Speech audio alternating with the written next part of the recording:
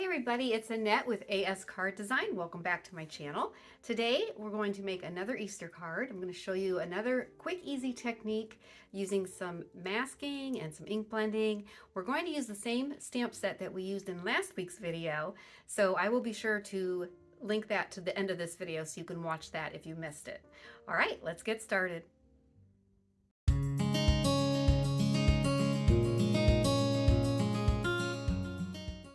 The products I'm going to be using are Gina K Designs stamp set, Early Spring. We're going to use this floral element, and last week I did the Happy Easter. I may do Spring Blessings, or I might just do Happy Easter again. I need some Easter cards, so we're going to do that. And then this is the embossing folder we're going to use. This is from Simon Says Stamp, and let me take this out of the packaging. And it's called Dotty Whirlpool, and it will give a really nice embossed background to our panel, and it's a 3D embossing folder, so we're going to do that. And then I made my own mask using the Hero Arts Infinity nested dies in the oval, and I just selected an oval shape. And what I did is I took a piece of heavyweight cardstock, this is 110 pound, and I just cut it down to a quarter sheet, and then I just kind of eyeballed the die into the center, and I ran it through my die cutting machine.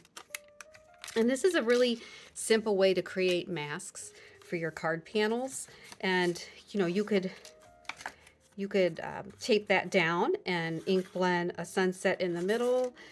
What I'm going to do is I'm going to use the oval piece, and I'm going to tape it down onto my quarter sheet, and I'm going to ink blend around it, and then we'll have a white center, and then we'll stamp our image there. So I'm going to just set all of this aside. Actually, let me set this die away before I lose it. And we're done with that. We need those. And the inks I'm going to be using are Gina K Premium Die inks. And these are the colors. Let me zoom in a little bit. We have Wild Lilac, Blue Denim, Bubblegum, and this one is Butterscotch. And I'm going to ink blend them where I want the darker colors all around the perimeter. And if you think of like the sky, the darker colors of a night sky, like on a sunset, where the sun is setting, it's glowing and brighter, and then it gets darker as you go up. So that's kind of what I'm shooting for here. All right, so let me first put a piece of construction paper down. And I'm actually going to tape this to my mat, my work surface, so it doesn't move around. And I'm also going to tape my card panel down. Actually, let me move this up a little bit because I'm going to stay zoomed in so you can see. All right. Then I want to eyeball this. I want to try to get this in the center of my quarter sheet. So let's put that down. Put some tape on it. And just want to kind of get it in the center. And that looks good. And just make sure that that is down securely. If you have masking sheets, those work really well too. I'm out of them, so I have them on order, but you could die cut your circle or oval or whatever shape out of the masking sheet, and then you can tape it down, and then it peels off without ripping the paper. That's the best way to go, but this will do in a pinch. So I'm going to start ink blending near the perimeter of this oval. So I want to think of the lightest colors, and then I'll gradually get darker. So I'm going to start with the butterscotch, and then we'll go out with the pink, and then we'll do violet, and then or the wild lilac, and then the blue denim. So let's start with butterscotch and find a blending tool here. I think this might have butterscotch on it, but just in case, I'm going to take a piece of paper towel and just rub it, whatever ink is on there. I'm just going to rub the top surface off. And then I'm going to ink up my brush, and then I just want to go with a light hand first and circular motion. And I'm actually going to start on the mask and go out because I just want to hit the edge. This will give it a nice glowy effect. You can reuse the mask too. This is why I use a heavier cardstock for it, because, you know, just set it aside and use it again.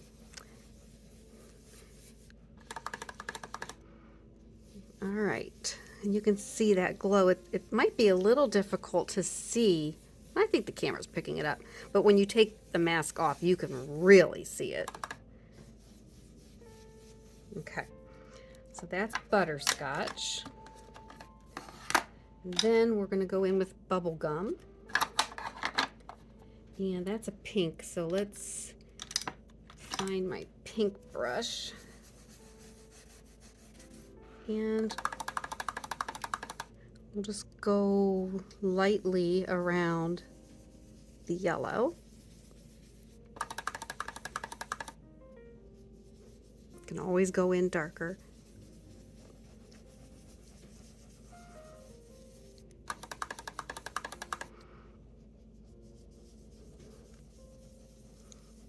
And I'm going to be overlapping the Wild Lilac next with the Bubblegum. So, you know, you don't have to worry about you're running out of room, or, you know, you don't have to be real fussy with the blending. Just lay some ink down. It's very forgiving. The one thing you don't want to do though is when you ink up your brush, don't go directly down. When you do that, it just leaves a blob. You always want a circular motion onto your project. Okay, I'm not an expert on this, but that's my best tip. I've made that mistake. All right, let's get Wild Lilac. I think I have Wild Lilac on here. I think that's the only purple I really have. So again, I'm going to start off of the cardstock and bring it in. Isn't that pretty? It just gives it such a glowy look.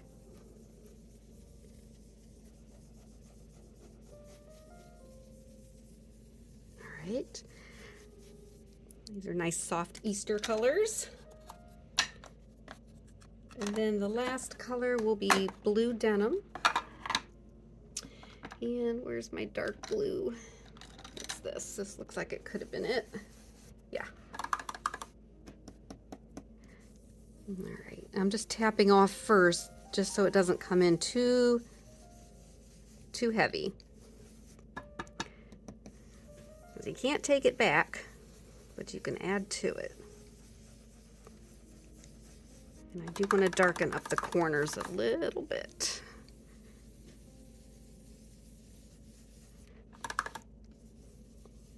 And let's see.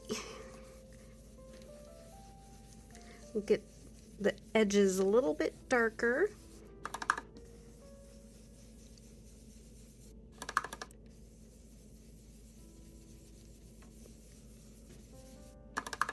And by no means does this need to be perfect.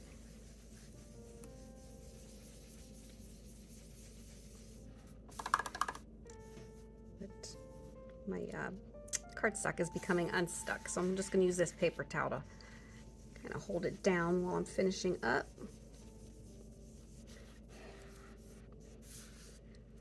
And let's just go a little bit onto this. I'm blending left-handed. I don't normally do that, but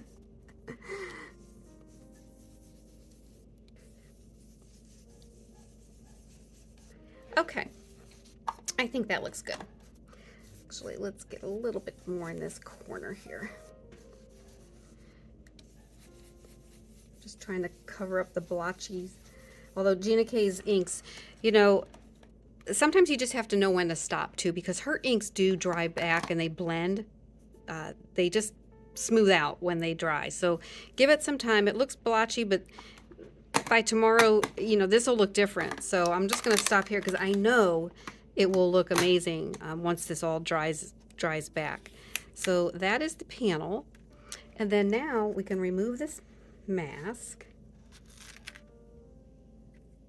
And there you have your white oval in the center. Now, there's a little bit of the tape runner on the back, which I want to remove, but I want to make sure I do not have any ink on my fingers, and I think I have a little bit. So what I'm going to do is just take a little bit of rubbing alcohol, and I'm going to spray it off to the side. I'm just going to spray my fingertips and dry off that ink, get that off of my fingertips. And we're going to do some stamping next. So I'll bring in my trusty mini Misty. And let's see, let's go ahead and put this right in the upper right corner. Okay, and then where's my stamp set? Here it is. The Gina K Designs Early Spring Stamp Set. I love this. You can use it, I'm using it for Easter, but you know, you can use it for really anything. It's just a very nice floral image.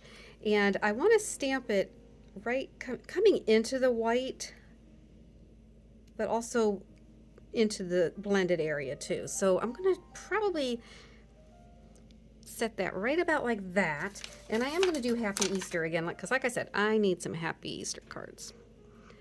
And I do like that it's coming off of the oval into the ink blended area. So we will put that right about like that. And let's close the door of the Misty and pick it up.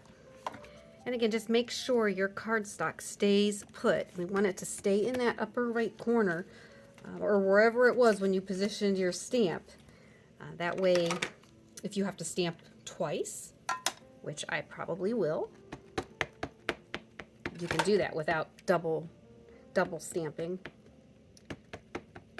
Okay, so this is just Gina K Black Onyx ink. I like it for silhouette stamping and just stamping in general.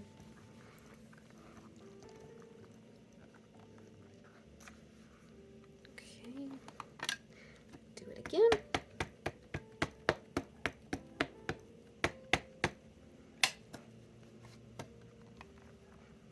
Sorry, you can see the reflection of my ring light. I'm going to do it one more time and then I'll angle it so you can get a good view. So I'm not blinding you here with the light. All right. There you go. So pretty. I love her stamps. The artwork is just so pretty, and the detail and the font for her greetings. She has the prettiest fonts, and so there's other ones out there too, and I have them, trust me, but they seem to be my go-to stamps. Okay, so let me take this off of the Misty, and we are going to do some embossing next. Okay, so I have my embossing machine here, and let's get the platform on it. And then the embossing folder, you just want to make sure you have the right side up that you want to be using. In my case, I want the image to be raised on top of my card panel, so I want the raised image on the embossing folder to be underneath my cardstock. So that is how we are going to arrange it. And then you could just position it wherever you would like. So I'm just gonna kind of just center it really and run that through my embossing machine.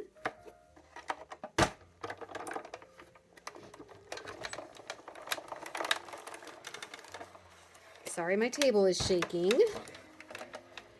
I'm gonna think I might start having to do this off camera because of all the shaky shakes.